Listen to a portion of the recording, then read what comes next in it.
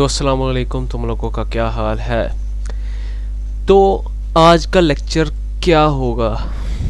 तो आज हम बात करेंगे local variables versus global variables in C plus plus.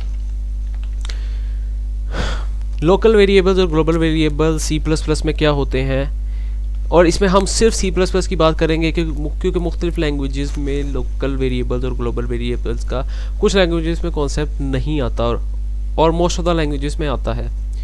तो हम पर्टिकुलरली सी प्लस प्लस की बात करेंगे कि उसमें लोकल वेरिएबल्स और ग्लोबल वेरिएबल्स क्या होते हैं। तो सबसे पहले अगर तो तुम लोगों ने ये प्लेलिस्ट एक्सेस नहीं की तो इसको एक्सेस कर लो, और हम बारी बारी सी प्लस प्लस बिगनर्स के लिए ट्यूटोरियल्स बना रहे हैं, तो तुम लोग ज्वाइन करो और ताकि हम सारे मिलके सीखें।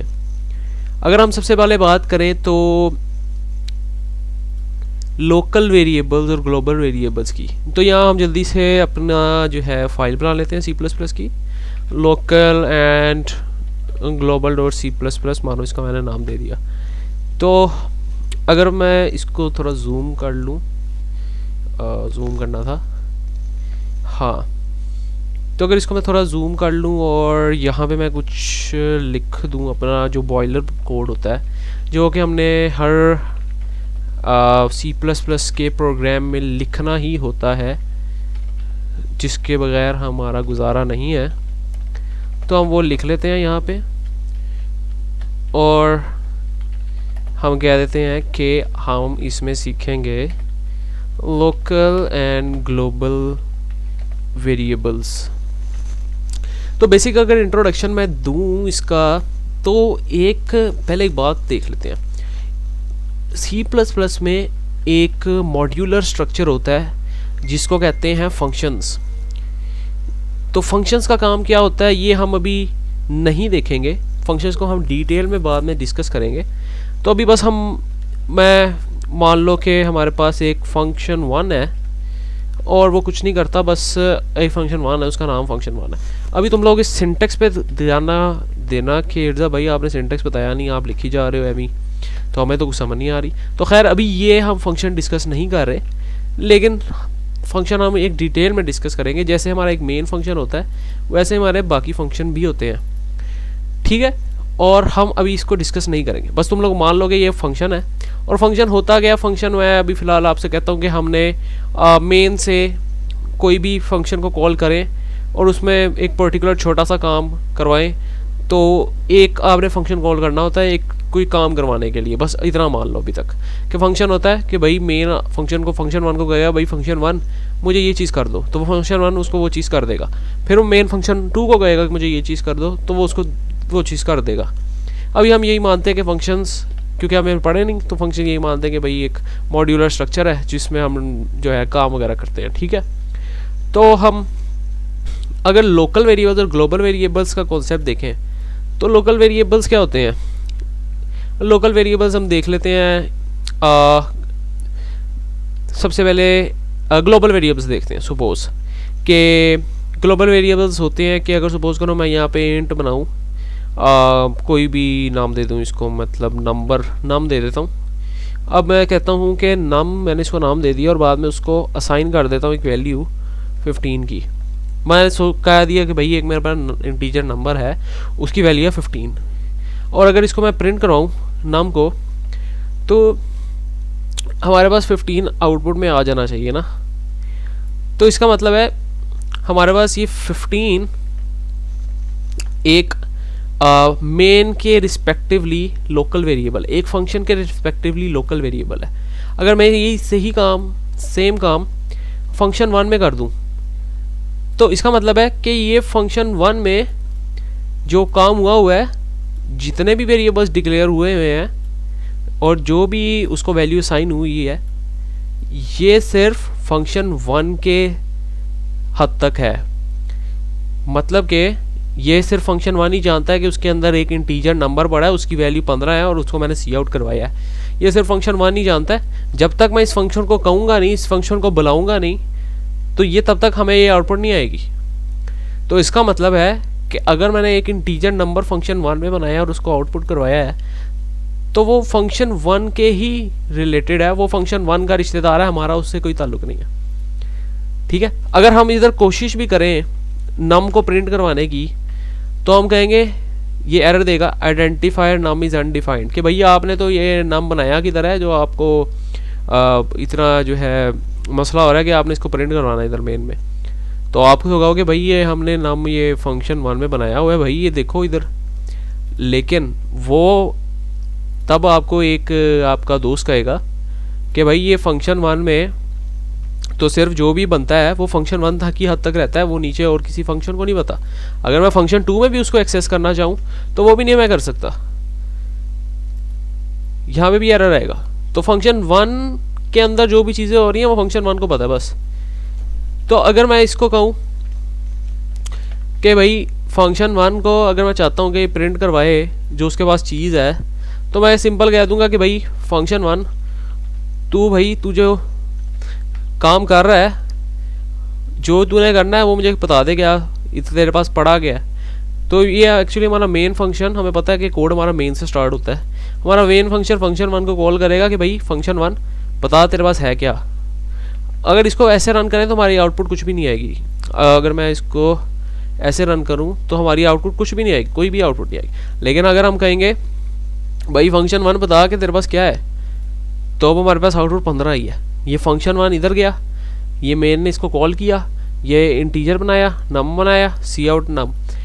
तो फंक्शन 1 ने एक इंटीजर बना के उसको प्रिंट करवा दिया और वापस मेन में आ गया कि भाई फंक्शन 1 कहेगा कि भाई मेन मेरा काम हो गया है, अब मैं जा रहा हूँ। ठीक है, तो ये होते हैं हमारे पास लोकल वेरिएबल्स जो एक लोकल स्कोप में होते हैं। अगर मैं यहाँ पे लिख दूँ लोकल वेरिएबल, तो ये हमारा लोकल वेरिएबल है।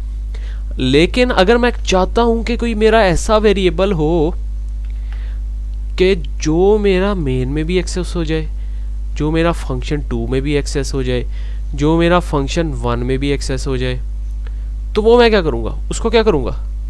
तो वो तो मेरे पास कोई ऐसा तरीका होना चाहिए ना कि भाई मैं उसको इन सारे फंक्शन में एक्सेस कर सकूँ। तो वो हम करते हैं कि यूजिंग नेम स्पेस std के नीचे हम बना लेते हैं कहीं भी int global is equal to 10। हम कहते हैं भाई ये एक ग्लोबल वेरिएबल बना लो, ठीक है, जो कि हमारी हर जगह एक्सेसिबल होगा। जब जहाँ पे बना होगा उसके नीचे हर जगह एक्सेसिबल होगा। अगर मैं ये फंक्शन 2 उठा के ऊपर बना दूँ और यहाँ पे मैं कहूँ कि यहाँ लोकल की जगह मैंने ग्लोबल प्रिंट करवाना है, तो यहाँ पे एक्सेसिबल नहीं होगा। आई गेस देख लेते हैं कि भाई वो प्रिंट भी करवाता है कि नहीं। मेरे ख्याल से ग्लोबल वहाँ पे एक्सेसिबल नहीं होगा। हाँ, यहाँ पे हमारे पास कोई एरर आ रहा है, ये एक मिनट शो नहीं कर रहा। हाँ, ये देखो वो कह रहा है कि भाई ग्लोबल, मुझे पता ही नहीं भाई ग्लोबल क्या है। तुमने बनाया होगा ग्लोबल, लेकिन मुझे तो पता ही नहीं क्या है ग्लोबल। वो क्यों? क्योंकि हमारा प्रोग्राम ऊपर से कंपाइलेशन स्टार्ट करता है नीचे जाता है। हमारे पास फिर यहाँ भी स्टेटमेंट पे आएगा, उस जब ऊपर से आ रहा है उसको तो अभी पता ही नहीं कि भाई ग्लोबल है क्या। ठीक है, वो तो हमने बाद में बताया, लेकिन इस पर्टिकुलर लाइन पे उसको नहीं पता कि ग्लोबल क्या है, तो वो यहीं से एरर थ्रो कर देगा हमें। लेकिन अगर ये हम ग्लोबल ऊपर बना लें, अगर ये हम ग्लोबल ऊपर बना लें और फिर रन करें कोड को, तो ये 15 इसने नम का भी प्रिंट करवाया और 10 ग्लोबल का।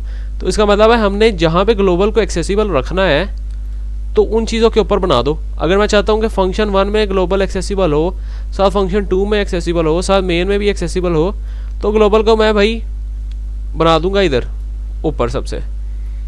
अब मानो ये मैंने रिमूव कर दिया और यही सेम कोड मैंने इधर भी लिख दिया ग्लोबल, और मैंने यही सेम कोड मेन में भी लिख दिया कि भाई ग्लोबल को प्रिंट कराओ, और यहाँ पे मैंने फंक्शन 1 के साथ साथ फंक्शन 2 को भी कॉल कर दिया। अभी मान के चलो हम फंक्शंस नहीं पढ़ रहे, फंक्शंस बस मैंने तुम लोगों को बता दी, एक छोटा सा कोड है जिसको हम मेन से कॉल कर रहे हैं। हम पहले कह रहे हैं फंक्शन 1 भाई तुम बताओ कि तुम्हारे पास क्या है, जो भी है वो हमें बता दो और वापस आ जाओ।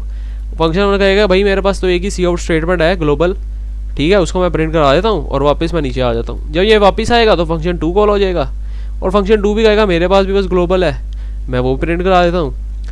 फंक्शन 2 जब ख़त्म होगा तो मेन कहेगा हाँ मेरे पास भी तो एक स्टेटमेंट है, तो वो मैं वो प्रिंट कराता हूँ और टर्मिनेट कर देता हूँ अपना प्रोग्राम। तो यहाँ पे हमारे पास 3 10 प्रिंट होने चाहिए रो वाइज, मतलब एक 10 फिर दूसरा 10 फिर तीसरा 10। मानो कि हम इसको अलग अलग लाइनों पे प्रिंट करवाना चाहते हैं तो हम एक यहाँ पे हैंडल डाल लेते हैं, हम यहाँ पे एक हैंडल डाल लेते हैं और एक हम यहाँ पे हैंडल डाल लेते हैं, तो हमारे पास अलग अलग लाइंस में आ जाएगा। तो होप के हमें ग्लोबल वेरिएबल्स का कॉन्सेप्ट समझ आ गया। ये मैं वापस लिख दूं जो मैंने यहाँ पे लिखा था कि भाई ये तो लोकल है, ठीक है, और ये दूसरा ग्लोबल है। तो अब मैं रिवाइज करवा देता हूँ। ग्लोबल वो है जो हमारे तकरीबन हर फंक्शंस में एक्सेसिबल है, ठीक है, लेकिन ये याद रखने वाली बात है कि ग्लोबल वहीं एक्सेसिबल होगा जहां आपने बनाया, उससे नीचे वाले सारे कोड में एक्सेसिबल होगा। अगर मैं इससे ऊपर कोई फंक्शन बनाता हूं तो उसमें एक्सेसिबल नहीं होगा, ठीक है। और ग्लोबल हमारा ये हो गया, ठीक है। लोकल हमारा क्या हो गया कि भाई एक फंक्शन में कोई एक मैंने इंटीजर वगैरह बना दिया, उसका काम वहीं तक था उस फंक्शन तक, और उसके बाद वो कहीं भी एक्सेसिबल नहीं होगा, ना फंक्शन 2 में, ना मेन में, ना और कहीं। तो ये मान के चलते हैं कि हमें ग्लोबल और लोकल वेरिएबल्स का कॉन्सेप्ट आ गया समझ। तो उम्मीद करता हूँ तुम लोगों को समझ आई होगी कि what actually are local variables and global variables in C++। तो अगर तुम लोगों ने प्लेलिस्ट एक्सेस नहीं की तो कर लो, और मैं गिटहब में ये कोड पुश कर दूंगा और आप लोग वहाँ से एक्सेस कर लेना। तो नेक्स्ट टाइम के लिए अल्लाह हाफिज़।